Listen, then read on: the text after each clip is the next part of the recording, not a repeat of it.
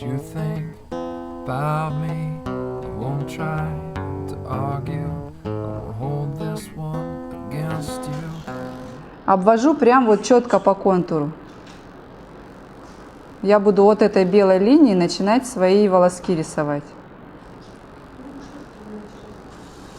То же самое, что вы делали маркером, и вы можете точно так же работать потом, и когда растушевкой будете заниматься. Тоже можно маркером. Ой, не маркером, а вот обычным белым, да, этим. Единственное, он после первого прохода почти полностью стирается. И если вы совсем боитесь потерять эскиз, тогда нужен маркер.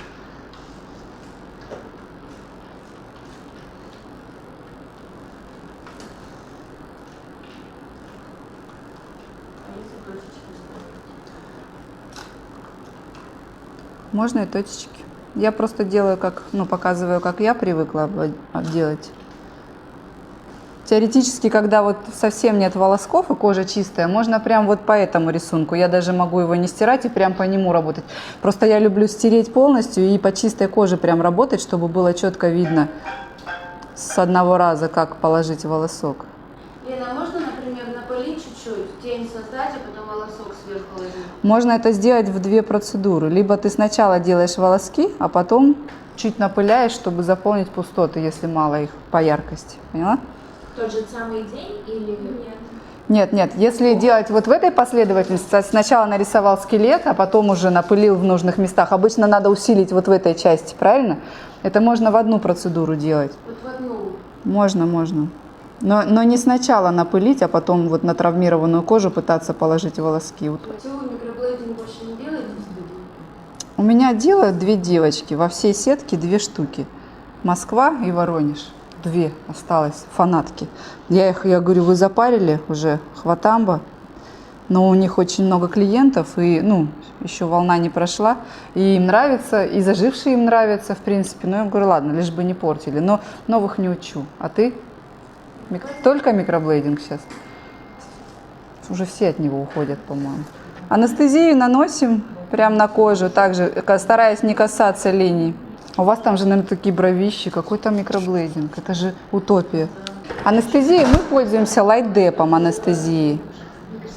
Короче, по волоскам. Он не может быть, как и вот наш штрих во время растушевки. Смысл такой же. Тонкое начало, потом уплотнение, утолщение и тонкий конец. Да? Просто штрих, как в растушевке, он очень быстрый, а здесь мы ведем очень медленно. Но точно так же очень важно от тонкого к толстому, и это делается именно вот рукой, когда вы в кожу входите слегка-слегка, потом немножко усиливаетесь и на одной глубине проводите. Получается, если вы ведете медленно, то остается серия точек, правильно? В один ряд эти точки должны проходить вот прям рядом, но здесь они, конечно, нарисованы с расстоянием, но смысл в том, что очень медленно ведете, чтобы точки создали собой один ряд, понятно? Не вот так вот, когда быстрое движение получается раз чиркнул, потом 2 чиркнул, потом там получается каша. Я об этом, вот на растушевке как раз мы когда работаем, нам нужна такая по сути каша, да, где расплывется и станет воздушной, и тенью станет, вот если это бровь. А на волоске эта каша нам дает что у нас получается волосок расплывается, становится бревном таким толстым, как шерстяная нитка получается, такая ерунда. Как волосок рисуется. Игла, получается, входит, легкое касание в кожу. Чуть-чуть можно по коже пройти, еле касаясь, там, что вообще не останется след. Потом чуть-чуть усиляетесь, проходите и в глубину заходите. Глубина одинаковая должна быть. То есть у нас нет вот этого движения истинного маятника, когда он вот так проходит, да, углубляясь по всему радиусу. Мы должны в кожу войти и на одной глубине пройти. Тот же самый штрих, что мы учили в растушевке, только медленный. Прям вот очень важно, прям вот такой. Но там, когда вы ведете, сейчас мы тоже по постановку рук пройдем, очень важно руки прям правильно ставить, чтобы удобно было вести. То есть вы ведете штрих, пока вам удобно. Как только чувствуете, что вот уже пальцем неудобно, вы там либо сделаете поверхностно, либо волнисто, либо заглубитесь. Вот прям только пока удобно, насколько рука может это сделать. Как нельзя делать? Нельзя просто воткнуть, нельзя воткнуть под углом, нельзя воткнуть вот так под углом и вести, допустим, от себя. Максимум гладящее такое движение, мягкое по коже, понятно, да? То есть то, что помните, на веках мы проходили, когда под углом вошел и штрихуешь, или на губах, когда контур, да, делаете. Легкие движения, но под углом и как бы туда-сюда. Такого в волосках нельзя делать. Я видела, некоторые так учат, когда вот так в кожу вошел и вот туда-сюда возвратно-поступательное движение. Это жесть получается, да, чаще всего это очень толстая штука. По схемам, ну, наверное, фоткать не надо, теоретически я вам этот урок потом дам, да, вы прекрасно его посмотрите. Просто объясню схемы, вот особенно для тех, кто вообще не рисовал никогда. То есть вот так примерно выглядит, вот они по цветам раскиданы, вот эта вот схема плавающая, красная. Она как бы, это связка излома, по сути. Но связка даже не то чтобы излома, а волосков, которые меняют направление. Она может находиться в любом месте. Если это азиатская укладка в этой связке, то она может вот здесь прям находиться. И у вас сразу пошли вниз волоски. Вниз они идут от начала и до конца, ну как бы вот тела этой брови. Понятно? Наискосок. Но если она широкая, то, конечно, стоит это сделать в 2 ряда, потому что совсем длинный волосок сложно нарисовать. Схема, потому что важная штука, особенно для тех, кто не умеет рисовать, потому что у меня девочки что делали? Они плыли, вот такие домики делали, какие-то вот косички прям вот такие плыли, у них вот стыки получались. Очень важно, чтобы волоски не, вот я так работаю, я знаю, некоторые перехлестывают прям 1 на 1, я не делаю так, я всегда от одного до другого, понятно? То есть он нигде не делает решетку, потому что вместе стыка решетки, вот я это замечала очень часто, они, ну, заживают кляксой. То есть вы прорисовываете первые 3 волоска, визуально для себя делите, если бровь широкая, пополам ее, и в верхней части вы рисуете первую связку. Потом вы ее вот просто должны до оскомины, те, кто не умеет рисовать, прям выучить, но есть я сейчас несколько покажу этих раскладок. Они разные, кому какая подойдет, кому какая понравится потом рисовать. Их вообще несметное множество, но вот мы в основном ими пользуемся. Прорисовываете, они всегда чуть-чуть под наклоном, они с собой формируют головку. То есть на самом деле, если вот она вот такая квадратная, то они просто начинаются вертикально, да? Вы должны этими мелкими небольшими волосками воздушными создать именно форму. Полукруглая, круглая, то есть можно любую форму создать в принципе ими.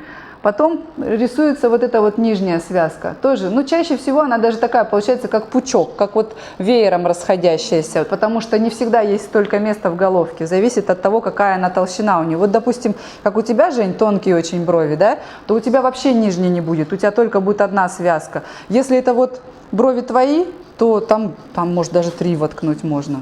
Там 4, да, у Залины 4 связки войдет. Но вот тут так она нарисовала, конечно, мы не рисуем, не сходимся. Мы рисуем в одну сторону, да, видимо, в программе так оно просто появляется. Ну, формы головок и как они там лежат обычно. Что я замечала? У меня вот неопытные мастера, что они делают? Круглая головка, она берет вот так, вот такой волос рисует. Нельзя, да?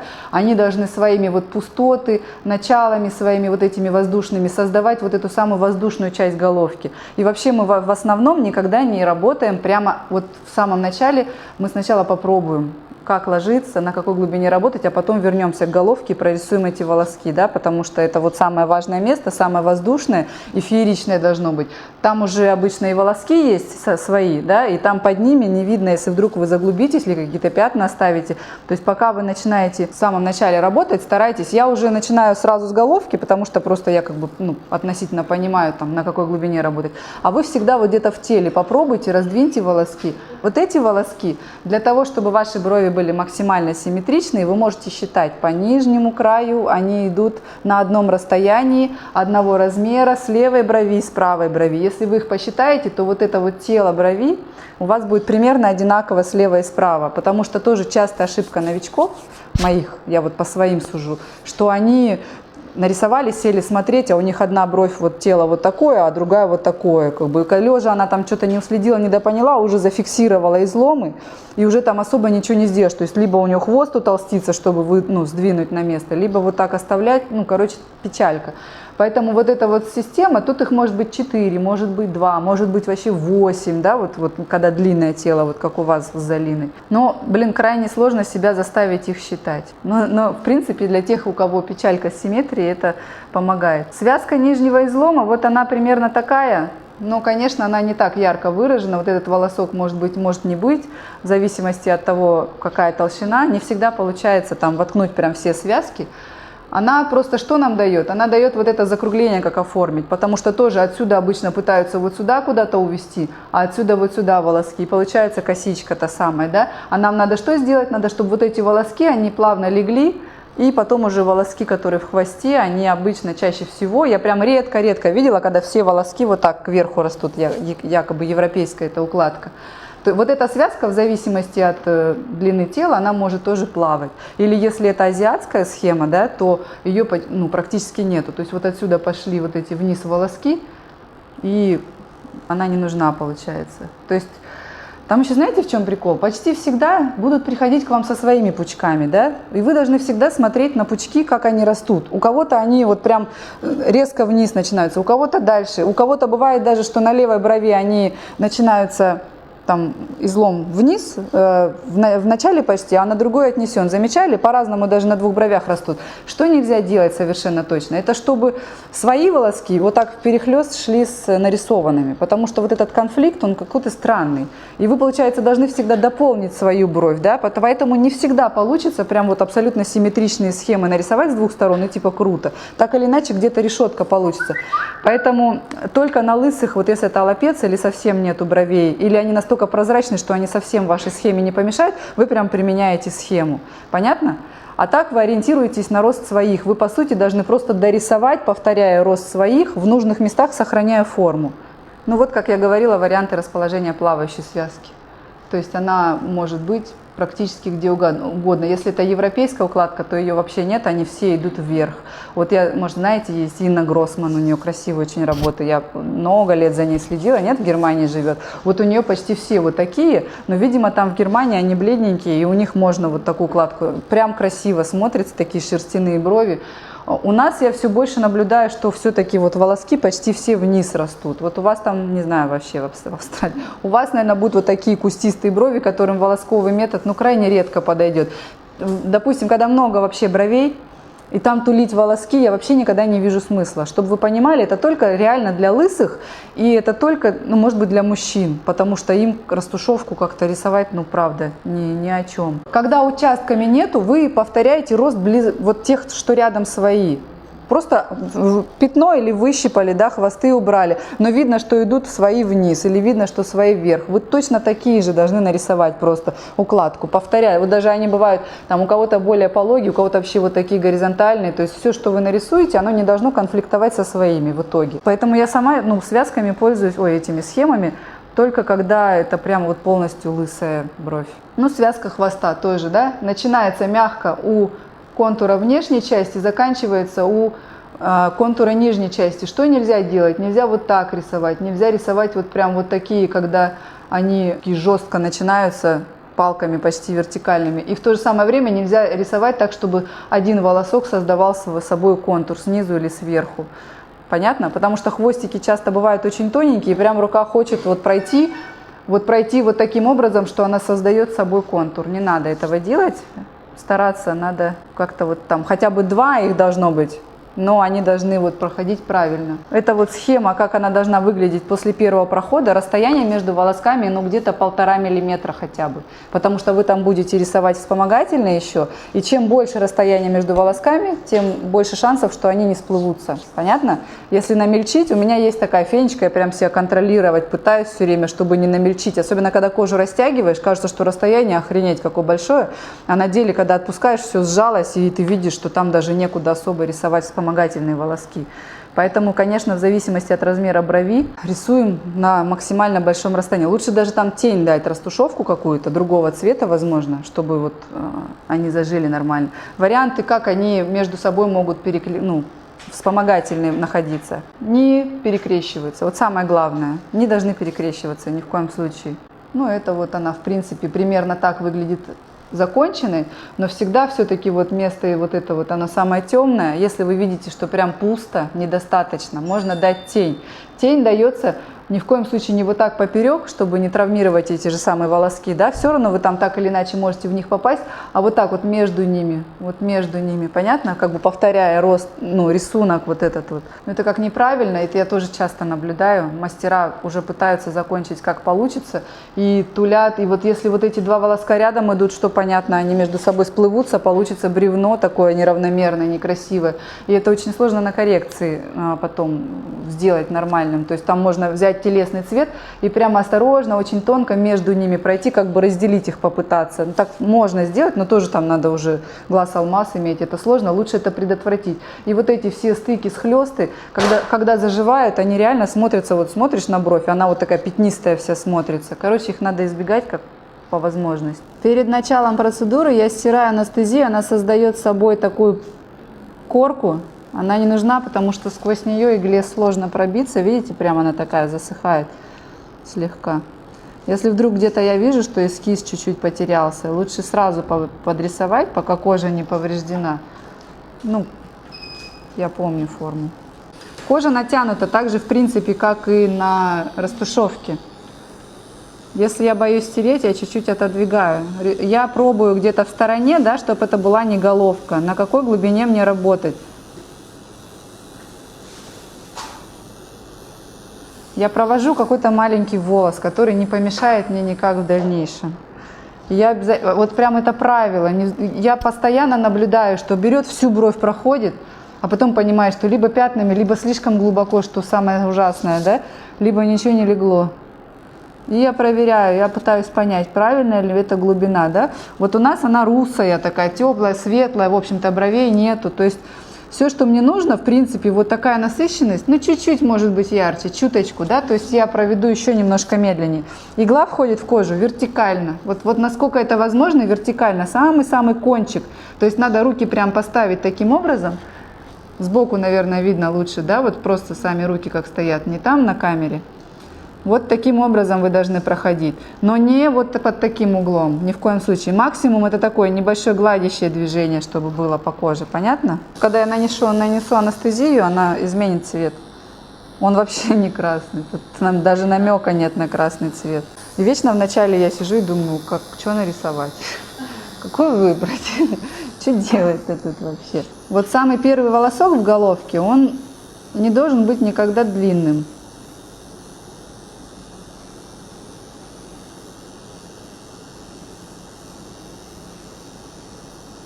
Скорость, видите мою? Если посчитать прямо в голове цифры, посчитайте, до скольки я веду.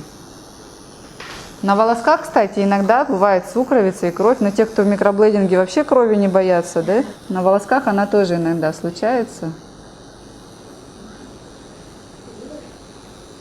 Какое-то биение в коже, там, что там, как говоришь, что... Давайте подходите и ставьте пальцы, перчатки одевайте по очереди, потому что со стороны не поймешь.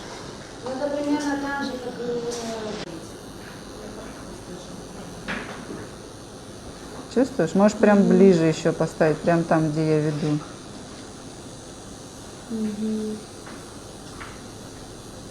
Ну ты прям тянешь. Я прям медленно. Вот залог вот этой вот получится, не получится волосок в том, чтобы медленно провести, чтобы... Терпимо все? Да. Нормально? Ставь. С той стороны можно поставить.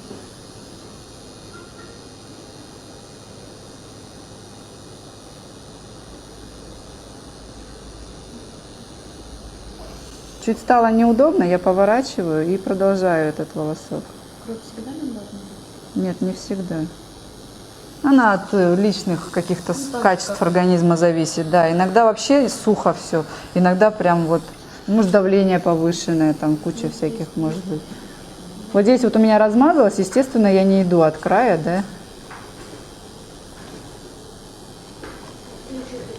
Смотрите, девочки, я глазом контролирую, я четко прям вижу, насколько я вхожу. Глазом тоже важно, пальцами ощущаю.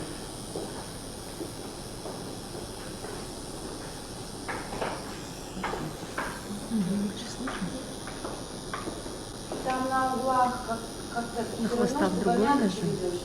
На хвостах Да. чуть-чуть легче всегда, да.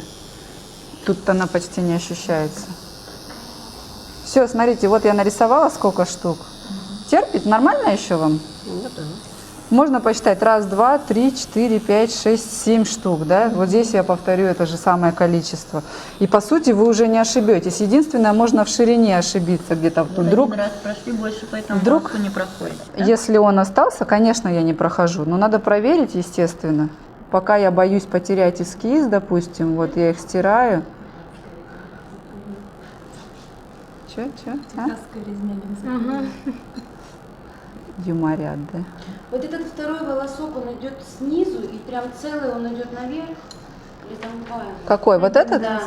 Вот, они все поодиночке. Этот просто вот этот мешается здесь. Ну, вот который первый я нарисовала. Он двинуть, да? Может быть. Он может быть любой. Самое главное, чтобы они вот так не торчали просто кверху. Наклон формируется то ли вашей рукой, то ли вот формой брови, потому что иногда она бывает, если она была бы вот такая широкая, естественно, он вообще будет бесконечно длинный, да, я его каким-то образом сокращу.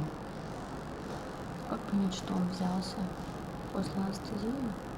Ну вот они уже, видишь, я стерла, вот они уже. Я вот их уже не буду трогать. Я сейчас нарисую перекрест всякий, и если мы сядем по насыщенности мало, то я просто тень добавлю. Единственное, вот я всегда боюсь хвостов, и здесь я нажим прям меняю, но я лучше здесь еще раз пройду. Видите, они четко видны, да, но они здесь есть тоже, то есть я уже не потеряю эскиз, в общем-то, ну, нормально. То есть вам надо напрактиковаться до такой степени, чтобы вы клали его поверхностно, в правильный слой, не глубоко и так, чтобы осталось. Короче, вот так. То есть вот она схема моя, да? Сейчас, когда побелеет, Иглы, как вот это все глубина иглы вообще доля миллиметра. То есть вот у меня вылет, Самый смотрите, кончик, да? видно вылет, вот какой вылет. Да. Вся на поверхности. Я когда веду, вам же видно, да, там оттуда, я веду, вот она вся на поверхности, я ничего не меняю вообще. Ну вот хвосты еще раз пройду. Вот что у нас тут самое такое? Ставьте вот сюда, наверное, куда-то, да. Моя задача вот в следующий раз, когда я иду, попасть прям вот четко в тот же самый волосок. Видите, игла на поверхности вся практически. То есть я пока вижу, пока мне удобно, я иду. Если я вижу, что мне уже что-то не то, да, лучше я сотру и что-то изменю, потому что, ну, положение рук я имею в виду, потому что мне должно быть всегда удобно. Ты сейчас второй раз уходим? Да, в тот волосок я еще раз зашла. Ну, потому что они тут у меня в хвостике. В хвостике вот заглубиться, как всегда, проще всего. Вот еще получается очень важно попадать именно в тот волосок, где вы еще раз, ну, уже были. Прям точно в него. Ну, максимум 2 раза вы в один волосок проходите. Хорошо? Понятно? То есть надо добиться этого. Видите, вот он тоненький. Очень неудобно, ну вот я почему переезжаю, сейчас опять мне нет возможности, потому что я люблю вести прям вот на себя, когда пальцем идеально удобно. Если вы сидите лицом, то тоже надо, получается, вы просто разбиваете ее и частично, вот даже можно, допустим, к себе часть и соединять их в одну. Получается, к себе и от себя, и в серединке они соединяются, если там даже получится, то как бы нахлест. Это утолщение волоска, но вроде как нормально. Вот этот волосок, ну, можно еще пройти, но можно и не проходить, но он очень, конечно, прозрачненький, то есть есть шанс, что он можно вот так вот пройти, как бы по нему и из него вылезти. Все наши вспомогательные волоски, они начинаются рядом, но не, то есть, понятно, вот так примерно. И вы, получается, вот у меня все время фенечка тоже есть, спешить. Надо себя контролировать прям четко, чтобы волоски были прям вот. Их нужно именно соединить друг с другом. Ну вообще они же не могут с доводить. пустотами быть. То есть вот эта вот часть воздушная, когда ты вылетаешь из кожи, она должна вот касаться другого волоска, чтобы они вроде как соединялись. Короче, когда я веду волосок, стараюсь даже не говорить, потому что от всего он начинает дрожать, он начинает становиться волнистым. И прямо это получается такая очень медленно, иначе не останется. Вот Чирк оставит серию точек, вы потом можете попробовать, естественно, там вот их видно, да, их мало, надо, чтобы много было. Это по сути скелет, это скелет, ну, это еще не рисунок, в общем-то. Ну, кстати, вот иногда делаю ватка с водой и с анестезией. Я протираю, она тоже работает. И все чисто должно быть. Кожа натянута в 3 стороны, вот прям как вот вообще как барабан, потому что мне нужно, чтобы четко мне было видно. линию, где она начинается. Потому что вот видите, кстати, вот волосок, да? Вроде виден, но плоховато. И можно его начать отсюда, и я просто испорчу весь эскиз. То есть, ну, прямо, если не видишь, то лучше проведи то, что покороче, и потом сядь и убедись.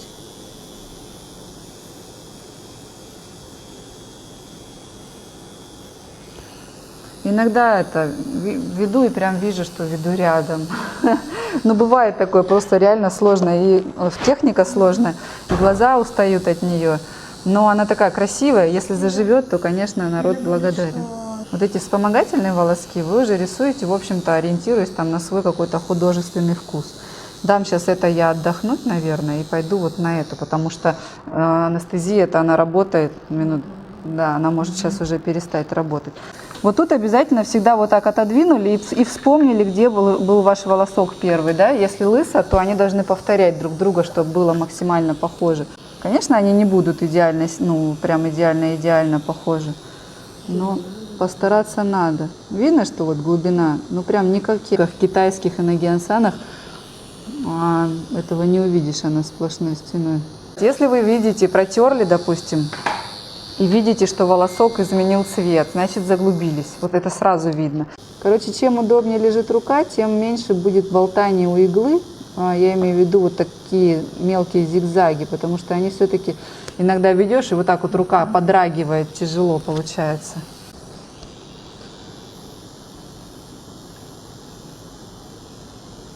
Как на пальце надо фиксировать всю глубину кожи. Там непонятно. В принципе, в рисунке это все поправимо. Ну просто, допустим, если я реально считаю волоски, да, и они должны быть на одном расстоянии все. Сейчас они у меня в две стороны кожи натягивают пальцы. То есть вот я прям сильно тяну вверх и сильно тяну вниз. И у меня в итоге она равномерна. То есть я не могу натянуть вот так и создать дугу, да. Мне надо, чтобы кусочек, на котором я работаю, чтобы он был прям не искажен по форме.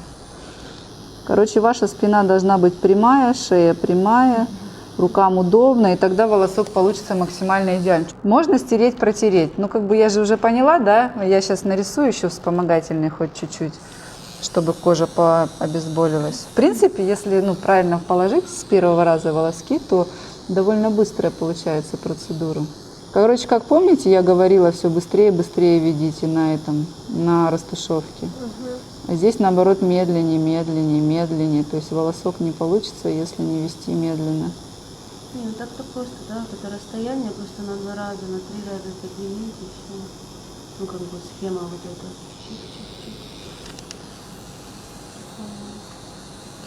Я часто замечаю, нарисуешь, когда просто схему, она смотрится такой пустоватой прям, вот прям не хватает чего-то. Поэтому в конце обычно я добавляю такие растушевку чаще всего. Причем, опять-таки, девочки, на каждой коже разные ощущения вот это. То есть вы как только поймаете, на какое легло, когда провели, осталось, или знаете, как будет, провели, ни хрена не осталось, еще, и вот когда осталось, наконец-то, вот это ощущение в пальцах надо поймать, потому что глазом, конечно, что я там, чтобы я совсем не ушла в кожу, я глазом контролирую, но прям четко вот ощущение, только пальцами вы почувствуете, на какой глубине работать. Все, что мы дальше делаем? Мы просто заполняем красиво, но чтобы все равно остались такие довольно большие расстояния между волосками. И те, которые не прорисовались, либо, вот смотрите, видно вот этот волосок между, да, вот этот, вот он никакой. То есть он вроде сейчас виден, но он не приживется прям 1000000%. Поэтому мне надо его усилить, выпучить глаза и попасть прям туда же. И вот эти вот, видите, они должны получаться такие же пологие, как вот эталонные вот эти рядом волоски. Потому что если я выведу вертикально, да, рисунок нарушу и могу вывести слишком высоко. Вы же помните, да, наша линия какая? Она прямая вот здесь и прямая сверху и снизу, да? Потом еще есть у руки желание вот провести, а в конце сделать чирк. Контролируем его. У меня у самой такая есть тоже засада. Потому что то место, где вы сделали чирк, оно в лучшем случае не останется, да, и видела волоски, которые идет, а потом вот каким-то пушком заканчивается. Вот так тоже бывает, да. Поэтому осторожно. И опять, видите, когда раздвигаешь волоски, получается как бы больше больше места, где он лежит. Ну, виднее получается, поэтому растягивать очень важно.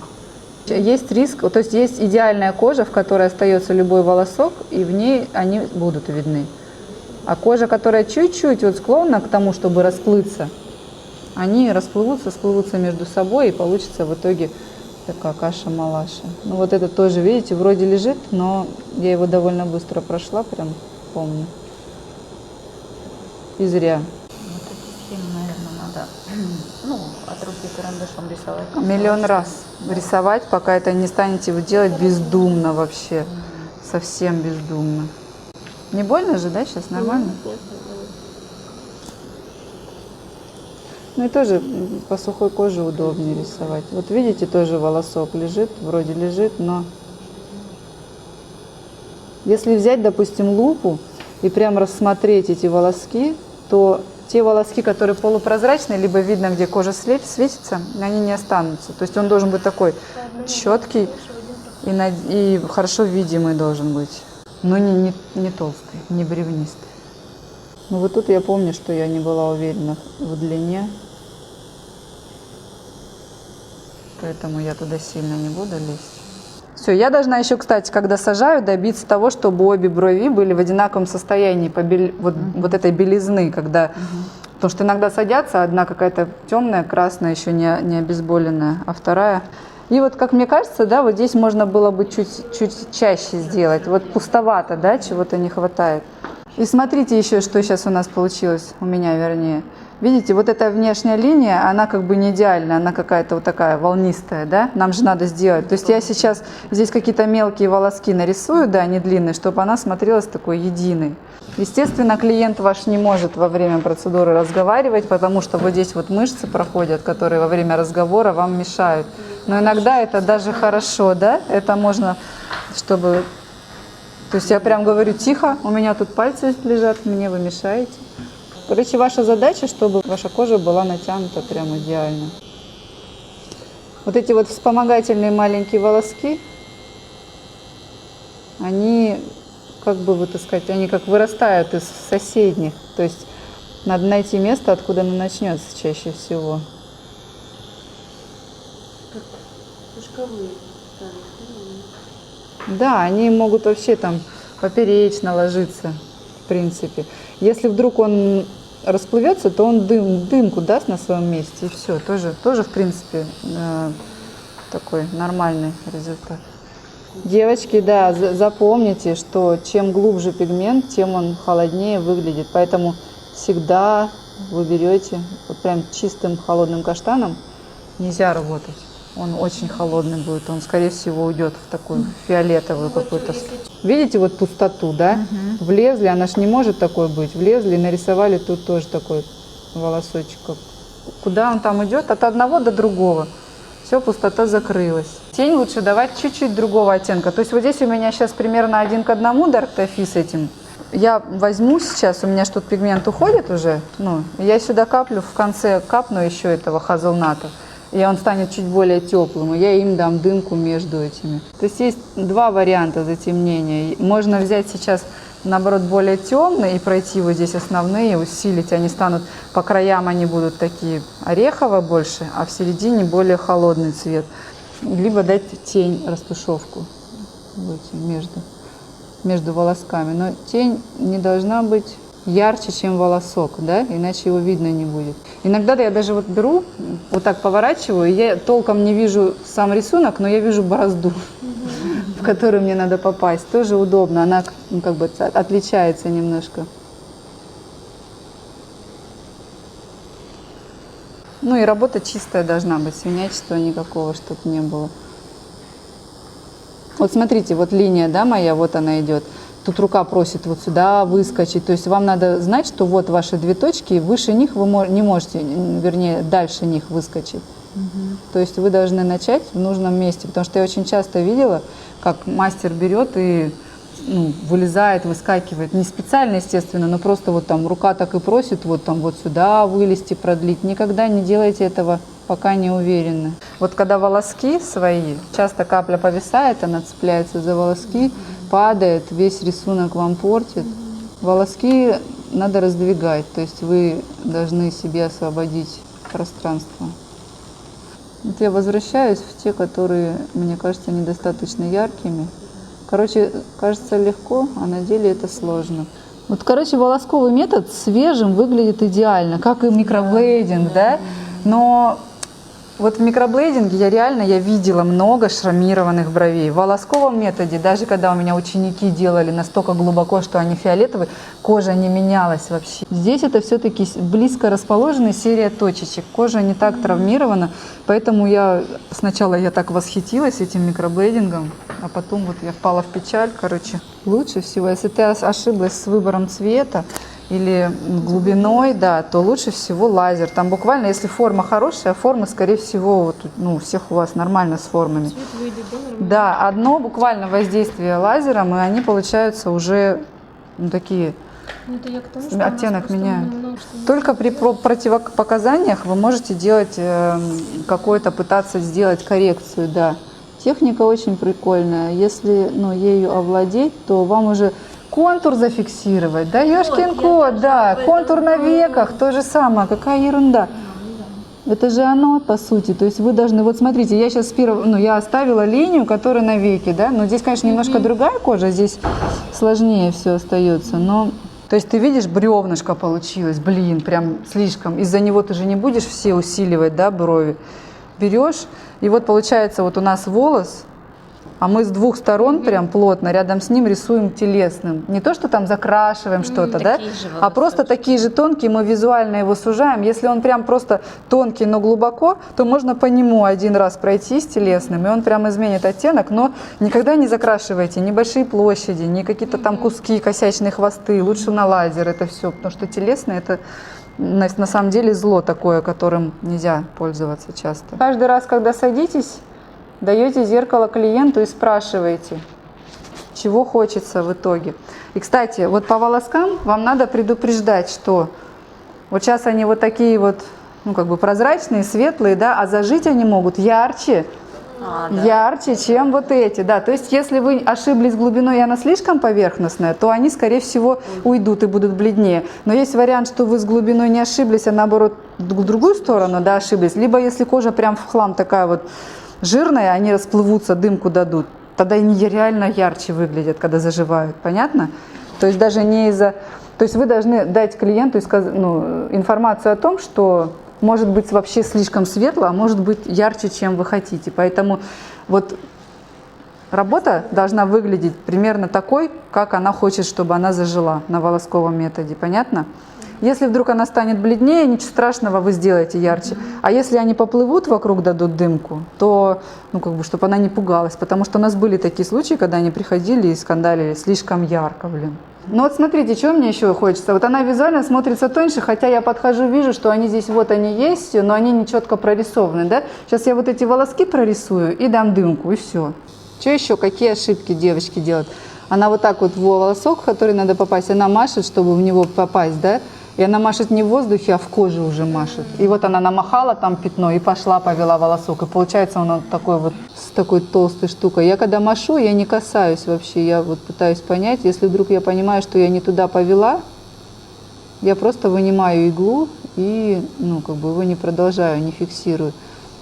Чем еще хорошо вот такие методики волосковые? Ну, труба, как сложно испортить эскиз. Ну вот прям я не знаю, что надо сделать. То есть он же фиксируется. Ну то есть если вы прям воткнете по большой глубине, конечно, да, сразу все испортите. А если все делать правильно, то взять вот эту линию испортить, ну блин, что, вот сюда я воткну и поведу, что ли? Ну что, я дурочка, что ли? А вот когда ты штрихуешь, рука как-то вот берет и дугу создает часто, да, непроизвольно. Хотя на деле растушевка проще всего, серьезно. Проще и в итоге чаще всего большему количеству людей подходит. Но вы должны владеть этой техникой, чтобы, ну, как бы иногда делать фееричные работы и выставлять их, и помогать тем, кому они реально нужны. То есть, если это... Ты сама что больше любишь, волосок или... Мне если себе делать, я выберу растушевку, потому что, ну, на мне она еще и не держится, эта волосковая техника. А делать растушевку я вообще таких клиентов не беру.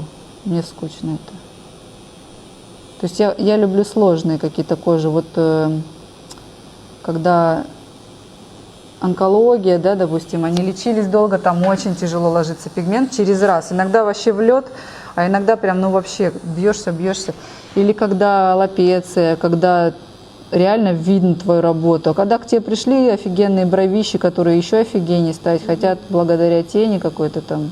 Мы уделяем на нашем базовом курсе же, да, основной практике. Если я начну много о практике говорить, кто из вас выйдет? Вы уйдете теоретиками, не умеющими в коже работать, да? И так сложно. А получается, если много говорить, вообще вы ни хрена не поймете. Но, допустим, мы дали учебники. Дали вам учебники, кстати? Да? Дали? Почитайте. И потом возьмите наши согласия информированные. Там противопоказания прописаны. Асептика, антисептика. Есть видео у нас, допустим. И все прочее. Ну, не делайте неправильных вещей. Потому что вроде как базовый курс, он подразумевает, что все должны впихнуть, да? Но не бывает же такого, чему-то одному надо уделить внимание. Получается, на обеих бровях надо примерно с одинаковой, как сказать, на одинаковом расстоянии класть эти волоски. Иначе приходится потом возвращаться. Не то, что там я что-то меняю, я дорисовываю там-сям, получается. Можно, в принципе, и так отправить, но я покажу вам, как растушевку дать. Вот эти вот чуть-чуть места усилим, уголки, да, они же самые должны быть. Ну вот, когда вы начинаете, да, вот тут черкнуть, тут уплотнуть, и в итоге там намесишь каши, на деле они, скорее всего, чуть поплывут все равно, эти волоски, и все это закроется. Самое, что прикольное работает реально, мы сказали, если вам работа наша не нравится, после лазерного удаления мы вернем вам деньги, все. То есть только совсем дебилы, которые неадекватные, из принципа пойдут удалять эти брови. Потому что кто обычно мозги выносит? Потребительские террористы всякие, которые просто они хотят с вас... У всех процедура коррекции стоит 50%, почему у вас 100? Ну почему я так решила? Почему я должна оправдываться? Не беру этот теплый пигмент и им просто вот я растягиваю. И им вот так, это не растушевка прям в прямом смысле, а прям вот между чирки, то есть я оставляю серию точек. Такое, знаете, не быстро, не медленное. То есть это не по сути вот эта растушевка, да? Да, потому что, я вот сейчас, конечно, местами я попаду где-то в волосок, но моя задача, то есть, видите, я просто вот, причем не везде, как бы внешняя часть у меня останется воздушной. Я просто добавляю немножко, да, вот дымку. Причем я стараюсь, допустим, чтобы внешняя часть, вот головка осталась пустая в идеале, не пытаться туда влезть. Просто видите, кожа какая, я прохожу чирки, вот эти делаю, остаются как бы такие, какие-то кровоподтеки маленькие, видите? Поэтому не буду я прям вот без фанатизма. И опять-таки, вы можете так сделать, если у вас где-то вы видите, что оттенок изменил волосок тот или иной, прям рядом с ним теплым пройтись, он нивелирует немножко. Вообще самый идеальный вариант, это когда зажившая к вам пришла уже растушевка, и вы на ней нарисовали волоски. Вот самый идеальный вариант, да. Вот старайтесь так и делать. Если есть лазер, надо сделать, пройтись один буквально проход, чтобы он ушел цвет в более такой нормальный, потому что все красные оттенки, они становятся очень быстро этими серыми, песочными такими, хорошими. Если у вас нет, отправить кому-то. Вот она кожа, да, вот такие вот от растушевки, от чирка остались как бы такие ранки, от волоска даже не остались. Получается, что я пробовала, кстати, на аллопеции вот такую фигню, когда на аллопеции растушевку делаешь, из-за того, что кровит, настолько сильно уходит, что пипец просто. А страшно сделать ядрено. А волоски все-таки лучше остались, и получается между ними потом чуть-чуть дать где-то растушевку. Также вот и здесь сейчас похожая ситуация. Ну вот эти вот, это не от волоска, а именно от штриха вот этого. Что спросили про телесный? Да. Это надо стать прям очень опытным мастером, научиться владеть вот этой вот то, что вы делали на внешней части, не волосочками, нет, ни в коем случае не волосочками. То есть это такую дымку надо дать. Дымку вот в этой части. Просто вот смотрите, видите губы свои какие? Вот идет цвет красный, да?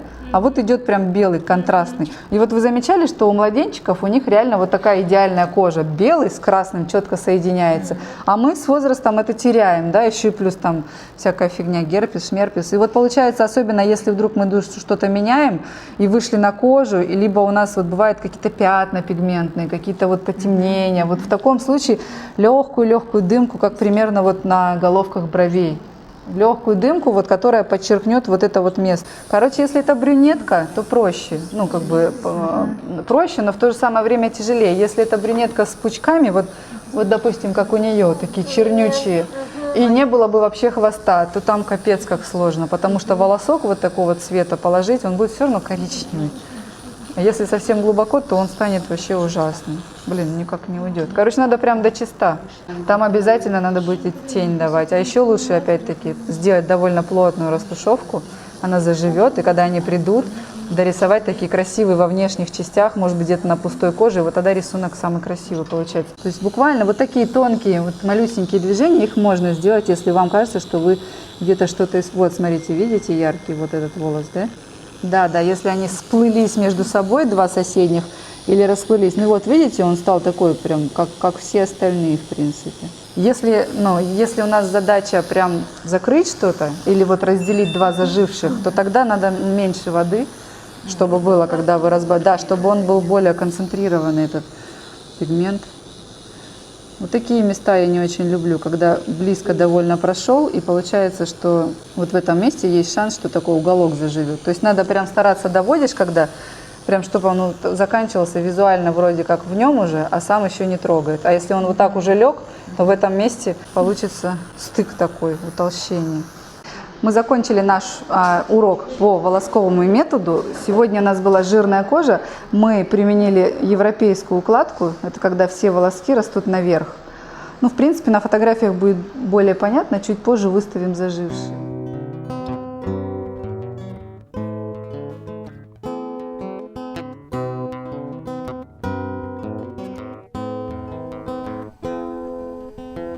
It's alright to tell me. Это была техника волосковый метод. С небольшой растушевкой мы дали дымку вот в изломе. Все наши видеоуроки на нашем канале вы можете посмотреть в YouTube. И нас каждый день в Перископе смотреть в онлайне. Задавайте вопросы, если они есть под этим видео. Мы на них ответим в следующих выпусках. Этот и другие наши видеоуроки вы можете увидеть на нашем сайте PMU3 и на нашем канале в YouTube.